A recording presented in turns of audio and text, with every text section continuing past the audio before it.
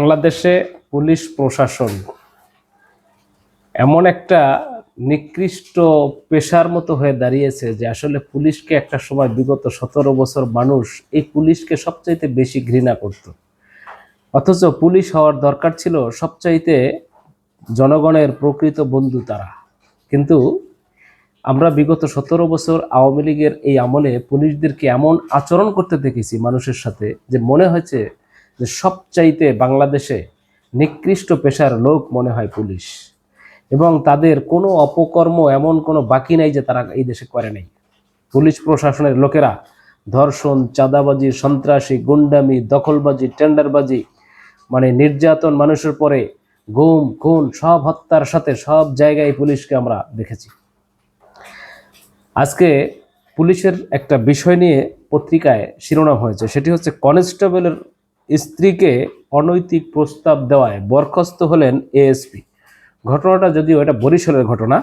বরিশাল আরআরএফে কর্মরত এক কনস্টেবলের স্ত্রীকে অনৈতিক প্রস্তাব সহ অর্থের প্রলোভন দেখিয়ে বিয়ের আশ্বাস দেয় আরআরএফের সহকারী পুলিশ সুপার মোহাম্মদ আফজাল হোসেনকে চাকরি থেকে সাময়িক বরখাস্ত করেছে সরকার।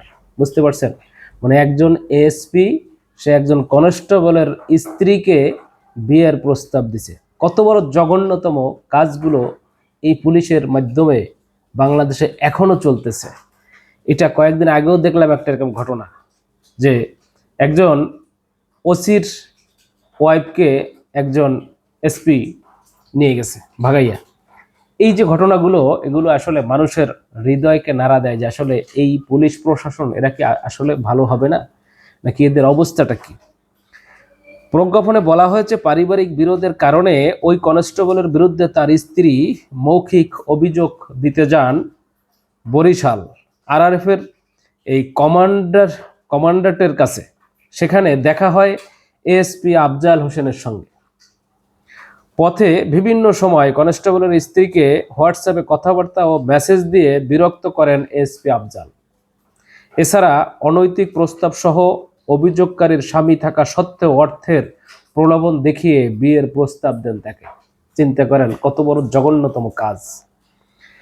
এতে আরো বলা হয় এএসপি আফজাল ওই কনস্টেবলের বিরুদ্ধে অভিযোগ দাখিল ও মামলা করার কুপরামর্শ দেওয়া সহ সংসার ভাঙার চেষ্টা করেন, যা নৈতিক স্থলজনিত আচরণ এবং অকর্মকর্তা সুলভ কর্মকাণ্ড হিসাবে পরিগণিত। এছাড়া কনস্টেবলের তালাকপ্রাপ্তা দ্বিতীয় স্ত্রীকে দিয়েও মামলা সহ বিভিন্ন ঊর্ধ্বতন অফিসে অভিযোগ দাখিলের কুপরামর্শ দেন এএসপি আফজাল।